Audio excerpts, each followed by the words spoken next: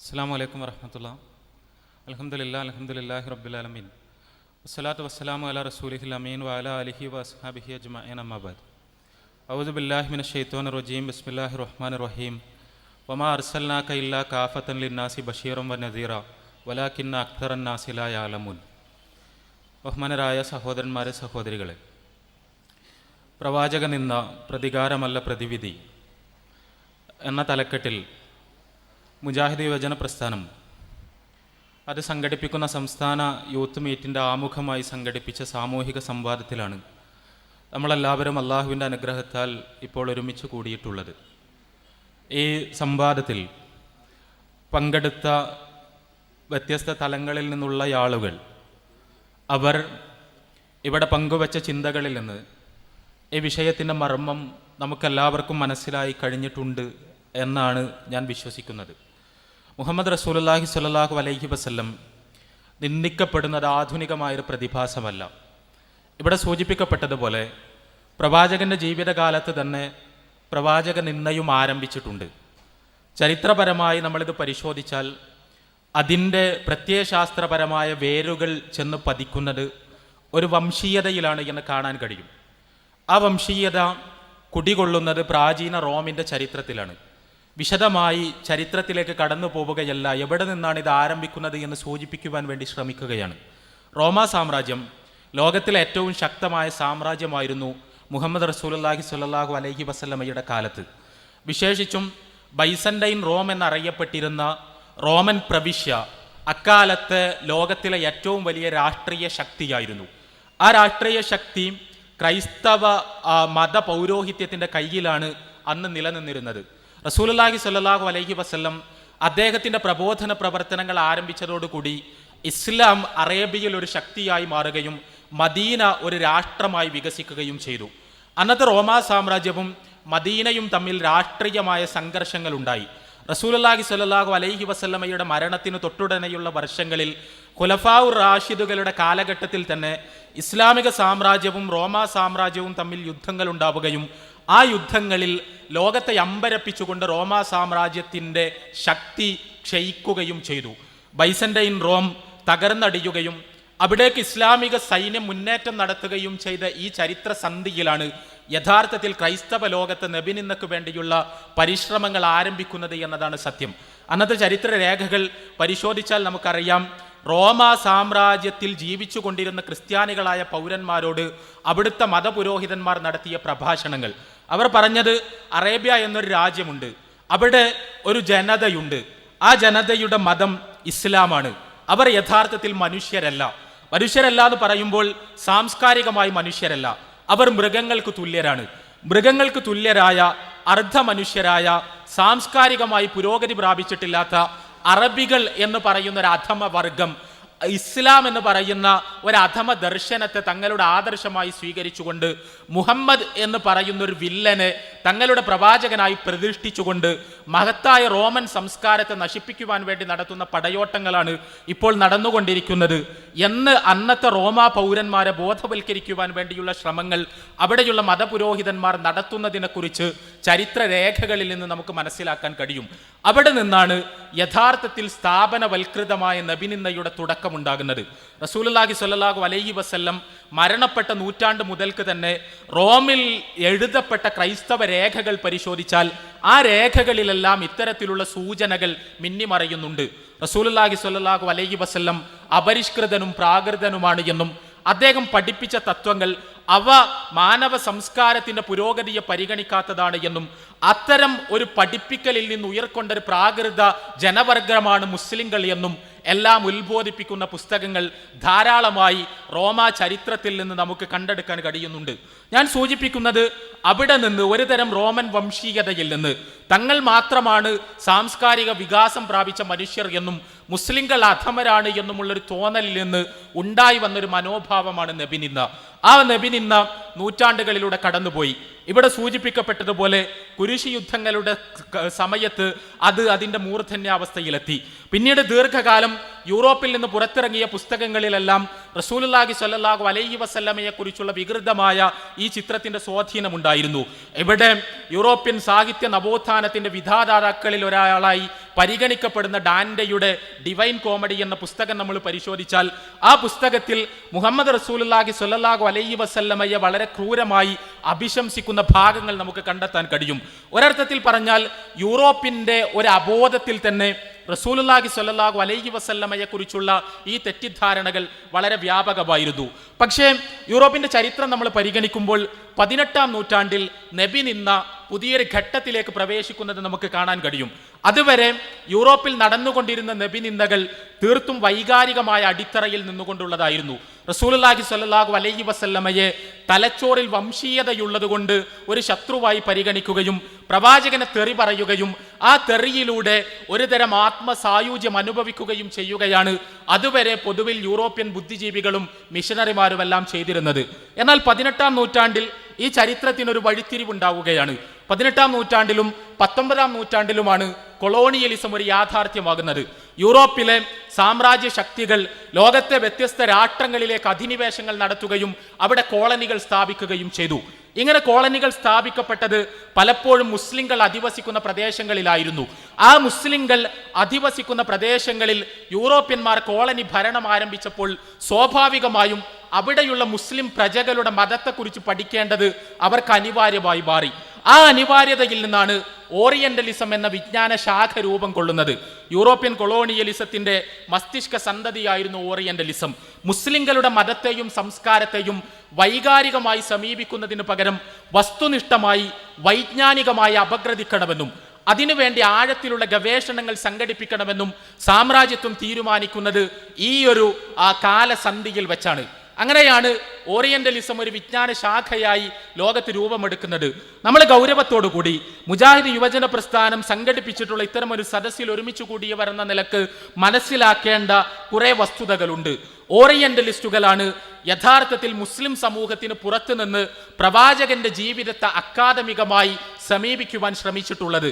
അറബി ഭാഷ വളരെ കൃത്യമായി പഠിക്കുകയും പരിശുദ്ധ ഖുർആനിനെയും തഫ്സീറുകളെയും സീറ ഗ്രന്ഥങ്ങളെയും ഹദീസ് ഗ്രന്ഥങ്ങളെയുമെല്ലാം അറബി ഭാഷയിൽ അതിൻ്റെ മൂലസ്രോതസ്സുകളിലേക്ക് പോയി അപഗ്രഥന വിധേയമാക്കുകയും എങ്ങനെയൊക്കെ റസൂലുള്ളാഹി സ്വല്ലല്ലാഹു അലൈഹി വസല്ലമയെ അക്കാദമികമായി വിമർശിക്കാമെന്ന് സൂക്ഷ്മമായി ഗവേഷണം നടത്തുകയും ചെയ്തിട്ടുള്ളവരാണ് ഓറിയന്റലിസ്റ്റുകൾ. 18-19 നൂറ്റാണ്ടുകളിൽ പ്രഖ്യാതരായ ഓറിയന്റലിസ്റ്റുകളുടെ കൈകളിലൂടെ ഒരുപാട് നബി ഗ്രന്ഥങ്ങൾ വിരചിതമായി. മുസ്ലിം സമൂഹത്തിന് പുറത്തു നിന്ന് റസൂലുള്ളാഹി സ്വല്ലല്ലാഹു അലൈഹി വസല്ലമയെ കുറിച്ച് പ്രസിദ്ധീകരിക്കപ്പെട്ട ഏറ്റവും ആഴവും പരപ്പുമുള്ള ജീവചരിത്ര ഗ്രന്ഥങ്ങളായിരുന്നു അത്. 20-ാം നൂറ്റാണ്ടിന്റെ ആദ്യ പകുതിയിലും ചില ഓറിയന്റലിസ്റ്റ് നബിചരിത്ര ഗ്രന്ഥങ്ങൾ വളരെ പ്രസക്തമായവ പുറത്തു വന്നു. ഇവിടെ വെച്ച് നമ്മളൊരു കാര്യം മനസ്സിലാക്കണം. ഈ ഓറിയന്റലിസ്റ്റുകൾ റസൂലുള്ളാഹി സ്വല്ലല്ലാഹു അലൈഹി വസല്ലമയെ വികൃതവൽക്കരിക്കുവാൻ വേണ്ടി ദീർഘനാളത്തെ ഗവേഷണ പഠനങ്ങൾക്ക് ശേഷം പ്രസിദ്ധീകരിച്ച പുസ്തകങ്ങൾ, ആ പുസ്തകങ്ങളാണ് ഇന്നും ലോകത്തിന് മുന്നിൽ പ്രവാചകനെ കുറിച്ച് പഠിക്കുവാനുള്ള പ്രാഥമിക വൈജ്ഞാനിക സ്രോതസ്സുകൾ. മുസ്ലിങ്ങൾ എഴുതിയ നബിചരിത്ര ഗ്രന്ഥങ്ങളെ സ്വാഭാവികമായും നിഷ്പക്ഷമായ ജ്ഞാനാന്വേഷണത്തിന് ശ്രമിക്കുന്നവർ പലപ്പോഴും പരിഗണിക്കുകയില്ല. അവിടെ അവർക്ക് മുന്നിൽ ഉത്തരങ്ങളായി കടന്നു വരുന്നത് ഓറിയന്റലിസ്റ്റുകളുടെ പുസ്തകങ്ങളാണ്. ഓറിയന്റലിസ്റ്റുകൾ അടിക്കുറിപ്പുകളോടുകൂടി റഫറൻസുകളോടുകൂടി റസൂലുള്ളാഹി സ്വല്ലല്ലാഹു അലൈഹി വസല്ലമയുടെ ജീവചരിത്രം എഴുതി വെച്ചിട്ടുള്ള പുസ്തകങ്ങൾ ലോകത്തെല്ലായിടത്തുമുള്ള ലൈബ്രറികളിൽ ലഭ്യമാണ്. ലോകത്തിന്റെ വ്യത്യസ്ത ഭാഗങ്ങളിലുള്ള ബുദ്ധിജീവികളും അക്കാദമിക വിശാരദന്മാരും സത്യാന്വേഷികളുമെല്ലാം പ്രവാചകനെ കുറിച്ച് പഠിക്കുവാൻ വേണ്ടി ഇന്നും ആശ്രയിച്ചു കൊണ്ടിരിക്കുന്നത് ഓറിയന്റലിസ്റ്റുകളുടെ പുസ്തകങ്ങളെയാണ്. നമ്മുടെ കാലഘട്ടത്തിൽ ആ അപകടം അതിനേക്കാൾ അധികം വർദ്ധിച്ചിട്ടുണ്ട്. ഓറിയന്റലിസ്റ്റുകളുടെ പുസ്തകങ്ങൾ ഇപ്പോൾ ഡിജിറ്റലൈസ് ചെയ്ത് കഴിഞ്ഞിട്ടുണ്ട്. ഏതെങ്കിലും ഒരു ഇന്റർനെറ്റ് സൈറ്റിൽ പോയി ഒരു മൗസ് ക്ലിക്ക് ദൂരത്തിൽ മാത്രമാണ് ഓറിയന്റലിസ്റ്റുകൾ ഒരുക്കി വെച്ച നബി വിവര ശേഖരം ഇന്ന് സ്ഥിതി ചെയ്യുന്നത്. അതുകൊണ്ട് തന്നെ ലോകത്തിന്റെ ഏത് ഭാഗത്തും തന്റെ മുന്നിൽ വെച്ച കമ്പ്യൂട്ടറിൽ നിന്ന് ഓറിയന്റലിസ്റ്റുകൾ റസൂലുള്ളാഹി സ്വല്ലല്ലാഹു അലൈഹി വസല്ലമക്കെതിരെ ഉന്നയിച്ചിട്ടുള്ള ആരോപണങ്ങൾ ഡൗൺലോഡ് ചെയ്യാൻ കഴിയുന്ന ഒരു സന്ദർഭത്തിലാണ് ആധുനിക മനുഷ്യൻ ജീവിക്കുന്നത്. ഇവിടെ വെച്ചാണ് നമ്മുടെ ചുറ്റും ജീവിച്ചു കൊണ്ടിരിക്കുന്ന സമൂഹത്തിന്റെ മാനസിക ഘടന എവിടെ നിൽക്കുന്നു എന്ന് നമ്മൾ മനസ്സിലാക്കേണ്ടത്. ക്യാമ്പസുകളിൽ പഠിച്ചുകൊണ്ടിരിക്കുന്ന വിദ്യാർത്ഥികൾ, നമ്മൾ നിത്യേന കണ്ടുകൊണ്ടിരിക്കുന്ന നമ്മുടെ സുഹൃത്തുക്കൾ, ഇസ്ലാമിനെ കുറിച്ച് യാതൊന്നും അറിയില്ല എന്ന് നമ്മൾ വിചാരിക്കുന്ന ആളുകൾ, യഥാർത്ഥത്തിൽ അവരെല്ലാം പ്രവാചകനെ കുറിച്ച് വായിച്ചു കൊണ്ടിരിക്കുന്നുണ്ട്. അവരെല്ലാം ഇസ്ലാമിനെ കുറിച്ച് മനസ്സിലാക്കിക്കൊണ്ടിരിക്കുന്നുണ്ട്. ഓറിയന്റലിസ്റ്റുകൾ എഴുതി വെച്ച നബി ജീവ ചരിത്രങ്ങളിൽ നിന്നുള്ള പരാമർശങ്ങൾ ഇന്റർനെറ്റ് സൈറ്റുകളിൽ വ്യാപകമാവുകയും മിഷണറിമാർ അവയെ പല രീതിയിൽ പുനരുൽപാദിപ്പിക്കുകയും അവയെല്ലാം കേവലം ഒരു മൗസ് ക്ലിക്ക് ദൂരത്തിൽ മാത്രം ലഭ്യമാവുകയും ചെയ്യുന്ന പുതിയ ലോകക്രമത്തിൽ പൊതുസമൂഹം റസൂലുള്ളാഹി സ്വല്ലല്ലാഹു അലൈഹി വസല്ലമയെ അടിസ്ഥാന തലത്തിൽ തന്നെ തെറ്റിദ്ധരിക്കുന്നു എന്നത് ഒരു യാഥാർത്ഥ്യമാണ്. ആ തെറ്റിദ്ധാരണ ഒരു മനോരോഗമായി മാറുമ്പോഴാണ് കാർട്ടൂണുകൾ ഉണ്ടാകുന്നത്. ആ കാർട്ടൂണുകൾ എന്തുമാത്രം വൃത്തികെട്ടതായിരുന്നു എന്ന് നമ്മൾ പരിഗണിക്കുക. ഷാർലി ഹെബ്ദോ എന്ന് പറയുന്ന ഹാസ്യവാരികയിൽ പ്രസിദ്ധീകരിക്കപ്പെട്ട കാർട്ടൂണിനെ തന്നെ എടുക്കുക. ഒരു നീലചിത്രം ഷൂട്ട് ചെയ്യാൻ വേണ്ടി സ്ഥാപിച്ചിരിക്കുന്ന വീഡിയോ ക്യാമറയ്ക്ക് മുന്നിൽ നഗ്നനായി കിടക്കുന്ന ഒരു പുരുഷ കോലത്തിന്റെ ചിത്രം പ്രസിദ്ധീകരിക്കുകയും അതിന് താഴെ ഇത് മുഹമ്മദ് നബിയാണ് എന്ന് സൂചിപ്പിക്കുകയും ചെയ്യുന്നവരുടെ മനസ്സ് എന്തുമാത്രം വൃത്തികെട്ടതായിരിക്കുമെന്ന് ഞാനിവിടെ വിശദീകരിക്കേണ്ടതില്ല. പക്ഷേ ആ വൃത്തികെട്ട മനസ്സ് എങ്ങനെ സൃഷ്ടിക്കപ്പെടുന്നു എന്നതാണ് നമ്മൾ പരിശോധിക്കേണ്ടത്. അത് സൃഷ്ടിക്കപ്പെടുന്നത് ഇപ്പറയുന്ന ഒരു മസ്തിഷ്ക പ്രക്ഷാളനത്തിൽ നിന്നാണ്. ആ മസ്തിഷ്ക പ്രക്ഷാളനം ഉണ്ടാകുന്നത് ഈ പറയപ്പെട്ട ഓറിയന്റലിസ്റ്റ് നബി വിവര ശേഖരത്തിൽ നിന്നാണ്.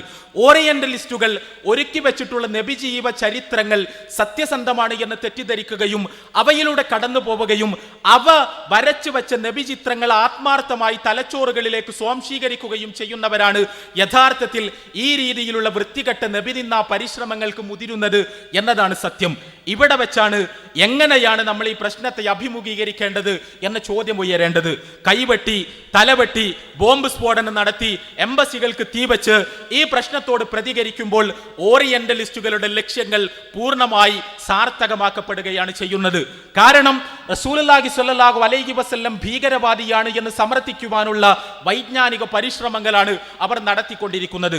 ആ വൈജ്ഞാനിക പരിശ്രമങ്ങളെ ന്യായീകരിക്കുന്ന സംഭവങ്ങൾ മുസ്ലിം സമൂഹത്തിൽ നിന്ന് തന്നെ സൃഷ്ടിച്ചെടുക്കുക എന്നത് സാമ്രാജ്യത്വത്തിന്റെ വലിയ ലക്ഷ്യങ്ങളിൽ ഒന്നാണ്. ആ ലക്ഷ്യത്തെ പൂർത്തീകരിച്ചു കൊടുക്കുന്ന ചാവേറുകളും ഉപകരണങ്ങളുമായി മുസ്ലിം ചെറുപ്പക്കാർ മാറുമ്പോൾ ശത്രുവിന്റെ തിരക്കഥ പൂർണ്ണമാകുന്നു. ആ തിരക്കഥയുടെ അവസാന ഭാഗത്തിലെ അഭിനേതാക്കളായി മുസ്ലിം ചെറുപ്പക്കാർ സ്വയം പരിണമിക്കുന്ന, അധപ്പതിക്കുന്ന ദുരവസ്ഥയുണ്ടാകുന്നു. കേരളത്തിലെ മുജാഹിദ് പ്രസ്ഥാനത്തെ സംബന്ധിച്ചിടത്തോളം ഈ വിഷയത്തിൽ സമുദായത്തിന് കൃത്യമായൊരു ദിശ കാണിച്ചു കൊടുക്കാൻ കഴിയുമെന്നാണ് ചരിത്രം നമ്മളെ പഠിപ്പിക്കുന്നത്. കേരളത്തിലെ മുസ്ലിങ്ങൾ വല്ലാത്ത ചില പ്രതിസന്ധികളിലൂടെയാണ് യഥാർത്ഥത്തിൽ കൊളോണിയൽ കാലഘട്ടത്തിൽ കടന്നുപോയത്. കൊളോണിയലിസം മുസ്ലിങ്ങളെയാണ് എല്ലാ അർത്ഥത്തിലും കേരളത്തിൽ തകർത്ത് കളഞ്ഞത്. അതുവരെ അഭിമാനത്തോടുകൂടി കേരളത്തിൽ ജീവിച്ചിരുന്ന മുസ്ലിങ്ങളെ സാംസ്കാരികമായും സാമ്പത്തികമായും സാമൂഹികമായും തകർത്ത് കളഞ്ഞത് കൊളോണിയലിസമാണ്. പോർച്ചുഗീസുകാരും ഡച്ചുകാരും ബ്രിട്ടീഷുകാരും എല്ലാം ആ കൊളോണിയൽ അധിനിവേശങ്ങൾക്ക് മുന്നിൽ മുസ്ലിം സമൂഹം പകച്ചു നിന്നു. എങ്ങനെയാണ് ഈ അധിനിവേശങ്ങളുടെ സന്ദർഭത്തിൽ നിലപാടുകൾ സ്വീകരിക്കേണ്ടത് എന്ന വിഷയത്തിൽ മുസ്ലിങ്ങൾക്കിടയിൽ വ്യാപകമായ ആശയക്കുഴപ്പങ്ങൾ ഉണ്ടായിരുന്നു. ആ കാലഘട്ടത്തിൽ ആക്രമണോത്സുകമായി, വൈകാരികമായി, സായുധമായി കലാപങ്ങൾ സംഘടിപ്പിച്ചുകൊണ്ടാണ് പുതിയ സാമൂഹ്യ സാഹചര്യത്തെ മുസ്ലിങ്ങൾ നേരിടേണ്ടത് എന്ന ചിന്താധാരയുണ്ടായിരുന്നു.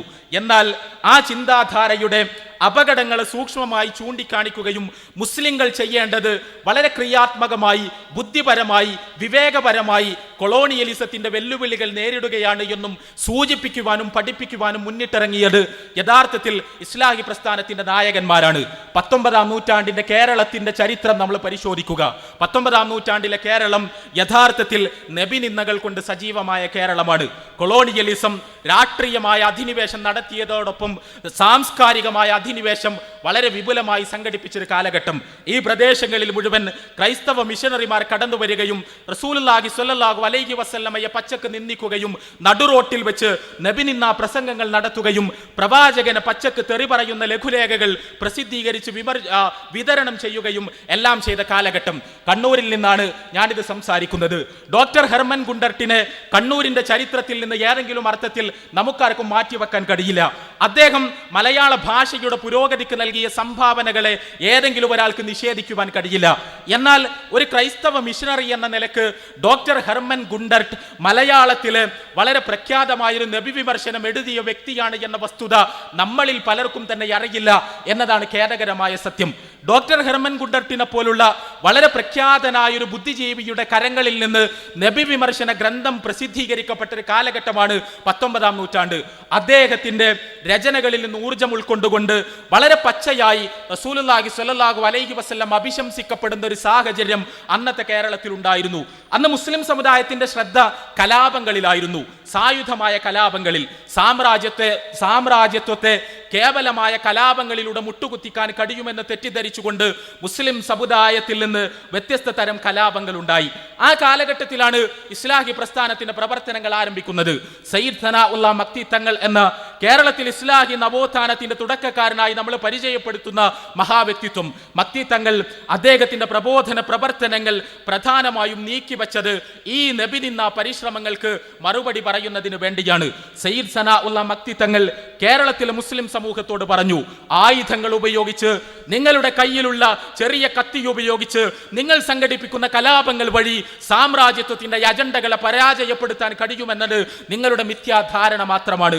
സാമ്രാജ്യത്വത്തിന് വിപുലമായ സാംസ്കാരിക പദ്ധതികളുണ്ട്. ആ സാംസ്കാരിക പദ്ധതികളുടെ മർമ്മം എന്ന് പറയുന്നത് നബി വിമർശനങ്ങളാണ്. ആ നബി വിമർശനങ്ങൾക്ക് പ്രഭാഷണങ്ങളിലൂടെയും ലേഖനങ്ങളിലൂടെയും ബുദ്ധിപരമായി മറുപടി പറഞ്ഞുകൊണ്ട് മാത്രമേ പുതിയ കാലഘട്ടത്തിന്റെ വെല്ലുവിളികളെ അതിജീവിക്കുവാൻ നിങ്ങൾക്ക് കഴിയൂ എന്ന് സയ്യിദ് സനാഉല്ലാ മക്തി തങ്ങൾ വളരെ ശക്തമായി കേരളത്തിലെ മുസ്ലിം സമുദായത്തെ ഉത്ബോധിപ്പിച്ചു. ഒടുവിൽ റസൂലുള്ളാഹി സ്വല്ലല്ലാഹു അലൈഹി വസല്ലം തനിക്ക് ചുറ്റും നിരന്തരമായി നിന്ദിക്കപ്പെടുന്നത് കണ്ട് വേദനിച്ച് കണ്ണു നിറഞ്ഞ് സയ്യിദ് സനാഉല്ലാ മക്തി തങ്ങൾ ഒരു തീരുമാനമെടുത്തു.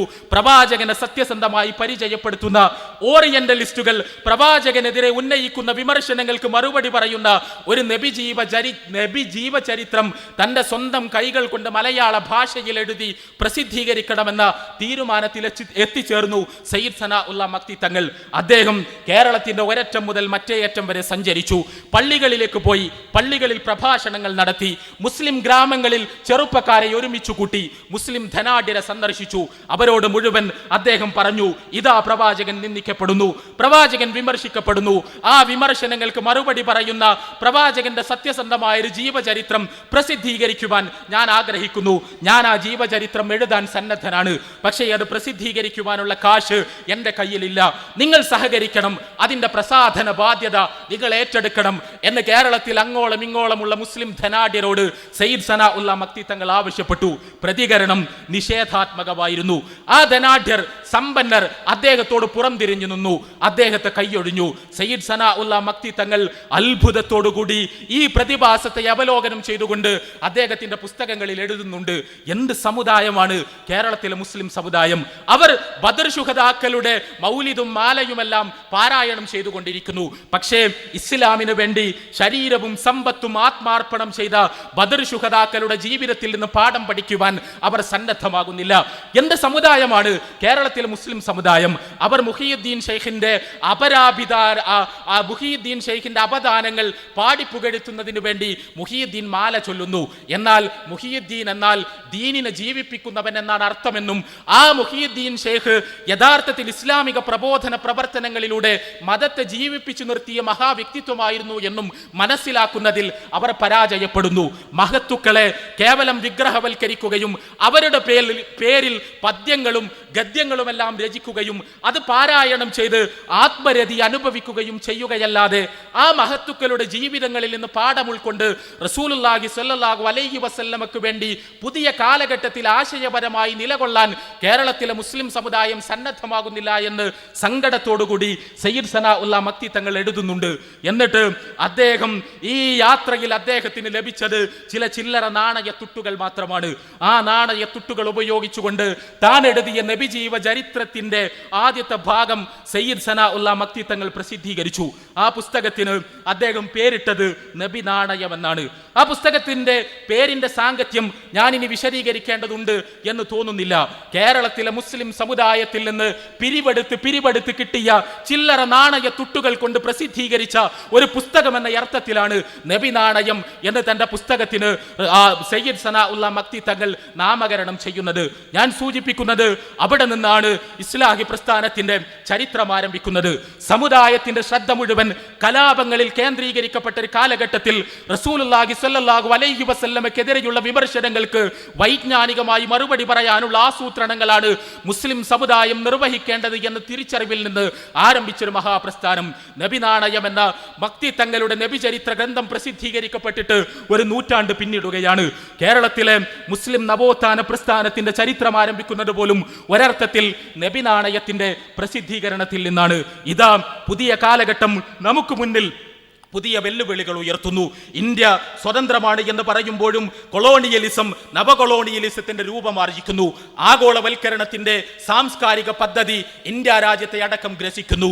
മീഡിയ പൊതുസമൂഹത്തെ അപ്പാട മസ്തിഷ്ക പ്രക്ഷാളനം ചെയ്യുന്നു.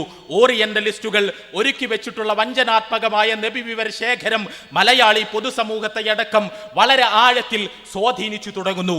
ഇവിടെ വീണ്ടും നമുക്ക് മുന്നിൽ ചോദ്യമുയരുന്നു. ഈ പറയപ്പെട്ട ആളുകൾ വികാര ജീവികൾ, ഏതെങ്കിലും അർത്ഥത്തിൽ ആ തീവ്രവാദത്തിന്റെ തത്വശാസ്ത്രം തലയിൽ കൊണ്ടു നടക്കുന്നവർ, അവർ പരിഹാരമായി നമുക്ക് മുന്നിൽ ഒരു കത്തി കാണിച്ചു തരുന്നു. മറുവശത്ത് 100 വർഷങ്ങൾക്കപ്പുറത്ത് ഇസ്ലാഹി പ്രസ്ഥാനത്തിന് തുടക്കം കുറിച്ച മഹാനായ കർമ്മയോഗി തന്റെ നബി നാണയം എന്ന പുസ്തകം ചരിത്രത്തിലെ ഒരു വഴിയടയാളമായി അവശേഷിപ്പിക്കുന്നു. കത്തിയുടെ മാർഗം സ്വീകരിക്കണോ, നബി നാണയത്തിന്റെ മാർഗം സ്വീകരിക്കണോ എന്ന മർമ്മപ്രധാനമായ ചോദ്യമാണ് പുതിയ കാലം മുസ്ലിം സമൂഹത്തിന് മുന്നിൽ വെക്കുന്നത്. അവിടെ ഇതാ മുജാഹിദ് യുവജന പ്രസ്ഥാനം, മുജാഹിദുകൾ ഈ സമൂഹത്തിന് മുന്നിൽ എഴുന്നേറ്റ് നിന്നുകൊണ്ട് പറയുന്നു, ഞങ്ങൾ മക്തി തങ്ങളുടെ പിന്മുറക്കാർ കലാപങ്ങളുടെ വഴിയെ എല്ലാ അർത്ഥത്തിലും നിരാകരിക്കുന്നു. കത്തിയുടെ, ബോംബിന്റെ, ആയുധങ്ങളുടെ വഴിയെ നിരാകരിക്കുന്നു. നബി നാണയത്തിന്റെ പൈതൃകം ഉയർത്തിപ്പിടിച്ചുകൊണ്ട് റസൂലുള്ളാഹി സ്വല്ലല്ലാഹു അലൈഹി വസല്ലമയ്ക്ക് വേണ്ടി എഴുന്നേറ്റ് നിൽക്കുന്നു. സമൂഹത്തിലേക്ക് ഇറങ്ങിച്ചെല്ലുന്നു. പ്രവാചകനെ പരിചയപ്പെടുത്തുന്നു. പ്രവാചകനെതിരെ ഉന്നയിക്കപ്പെടുന്ന വിമർശനങ്ങൾക്ക് അക്കമിട്ട് മറുപടി പറയുന്നു. കേരള നദുവത്തുൽ മുജാഹിദീൻ പ്രഖ്യാപിക്കുന്ന സംസ്ഥാന ക്യാമ്പയിന്റെ പ്രമേയം മുഹമ്മദ് നബി സല്ലല്ലാഹു അലൈഹി വസല്ലം മാനവരിൽ മഹോന്നതൻ എന്നാണ്. ആ ക്യാമ്പയിനിന്റെ ഭാഗമായി ഇസ്ലാഹി പ്രവർത്തകർ കേരളീയ പൊതുസമൂഹത്തിലേക്ക് ഇറങ്ങിച്ചെല്ലാൻ പോവുകയാണ്. ഏതാനും ദിവസങ്ങൾ കഴിഞ്ഞാൽ അതിന്റെ സമുചിതമായ ഉദ്ഘാടനമാണ് ഇവിടെ സൂചിപ്പിക്കപ്പെട്ടതുപോലെ നിർവഹിക്കപ്പെടാനിരിക്കുന്നത്. ആ ക്യാമ്പയിനിന്റെ ഭാഗമായി റസൂലുള്ളാഹി സ്വല്ലല്ലാഹു അലൈഹി വസല്ലമക്ക് വേണ്ടിയുള്ള നമ്മുടെ പ്രചരണ പ്രതിരോധ പ്രവർത്തനങ്ങൾ സജീവമാക്കും എന്ന നിശ്ചയദാർഢ്യമാകട്ടെ ഈ സാമൂഹിക സംവാദത്തിന്റെ ഒരു ഉൽപ്പന്നം എന്ന് ആശംസിക്കുകയാണ് ഞാൻ. എൻ്റെ പ്രഭാഷണം ആരംഭിച്ച സമയത്ത് ഞാൻ ഓതിവെച്ച വചനം പരിശുദ്ധ ഖുർആനിലെ 34-ാമത്തെ അധ്യായം സൂറത്തു സബയിലെ 28-ാമത്തെ വചനം. പരിശുദ്ധ ഖുർആനിലൂടെ പടച്ച തമ്പുരാൻ പ്രവാചകനോട് പറഞ്ഞു, വമാ അർസൽനാക ഇല്ലാ കാഫത്തൻ ലിന്നാസി ബശീറൻ വനദീറ വലാകിന്ന അക്തറൻ നാസി ലാ യഅലമൂൻ. പ്രവാചകരെ, താങ്കളെ ലോകത്തിലെ മുഴുവൻ മനുഷ്യരിലേക്കുമായാണ് നാം നിയോഗിച്ചത്. എന്നാൽ അവരിൽ അധിക പേരും അത് മനസ്സിലാക്കുന്നില്ല. ആ മനസ്സിലാക്കാത്ത ആളുകൾ, നിന്ദിച്ചുകൊണ്ടിരിക്കുന്ന ആളുകളടക്കം, തെറി പറഞ്ഞുകൊണ്ടിരിക്കുന്ന ആളുകളടക്കം അവരുടെ എല്ലാ മനസ്സുകളെ നേടിയെടുത്തുകൊണ്ട് അവർക്കെല്ലാം റസൂലുള്ളാഹി സ്വല്ലല്ലാഹു അലൈഹി വസല്ലമയെ സത്യസന്ധമായി പരിചയപ്പെടുത്താൻ നമ്മൾ തീരുമാനിക്കുക. അള്ളാഹുവിന്റെ സഹായം തീർച്ചയായും നമുക്കുണ്ടാകും. അള്ളാഹുവിന്റെ അനുഗ്രഹങ്ങൾ നമുക്കുണ്ടാകട്ടെ എന്ന് പ്രാർത്ഥിച്ചുകൊണ്ട് അവസാനിപ്പിക്കുന്നു. അസ്സലാമു അലൈക്കും വറഹ്മത്തുള്ളാഹി വബറകാതുഹു.